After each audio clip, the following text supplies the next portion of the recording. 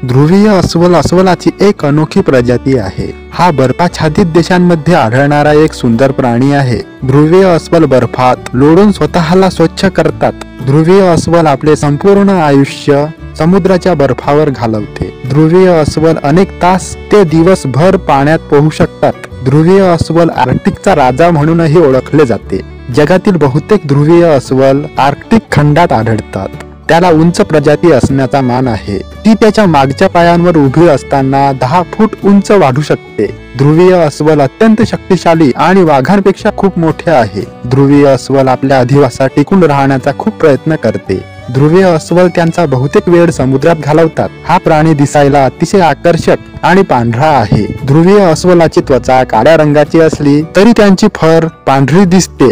ध्रुवीय अस्वल हा एक मांसाहारी प्राणी आहे। ते अन्नासाठी समुद्री प्राण्यांवर अवलंबून असतात। त्यांना 42 दात आहेत। ध्रुवीय अस्वल जमिनीवर ताशी 40 किलोमीटर आणि पाण्यात 10 किलोमीटर वेगाने धावू शकतात।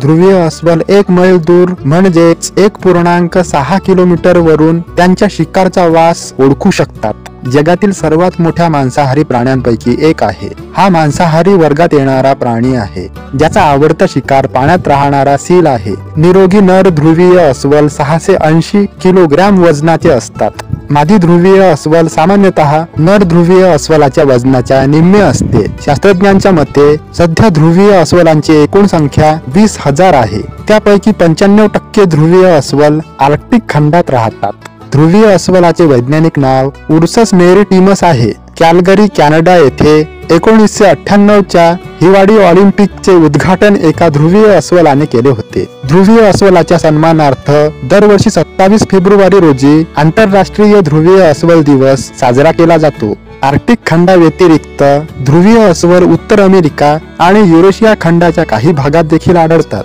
परंतु तेथे त्यांची संख्या खूपच कमी आहे। ध्रुवीय अस्वल अन्नाच्या शोधात एका वर्षात 1800 मैल पेक्षा जास्त प्रवास करू शकतात।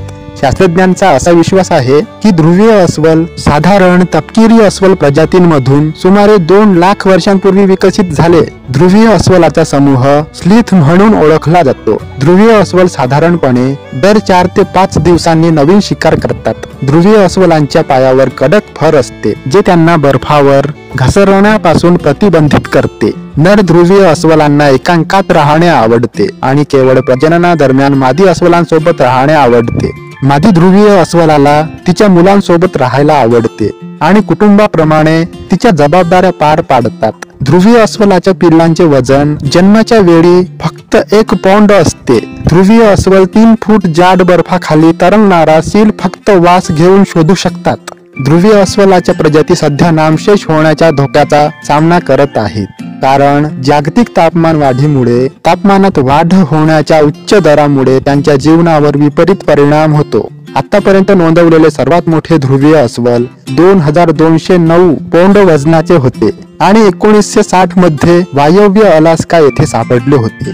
ध्रुवीय अस्वल हे आपल्या ग्रहावरील सर्वात कठोर वातावरणात टिकून राहण्यासाठी उत्तम प्रकारे जुळवून घेतलेले प्राणी आहेत आणि तसेच त्यांच्या जाड फर त्यांना ब्लबर नावाचा चरबीचा थर असतो, जो त्यांच्या शरीराला इन्सुलेट करतो व तुषार वारा आणि थंड पाण्यापासून संरक्षण करतो। ध्रुवीय अस्वलांची वरच्या त्वचेखाली काळी त्वचा असते, जी या प्राण्याचे शरीर आतून उबदार ठेवते। मादी ध्रुवीय अस्वल नोव्हेंबर ते डिसेंबर महिन्यात आपल्या शावकांना जन्म देते। या महिन्यांतील कडाक्याच्या थंडीमुळे या शावकांना जन्मापासूनच संघर्ष करावा लागतो।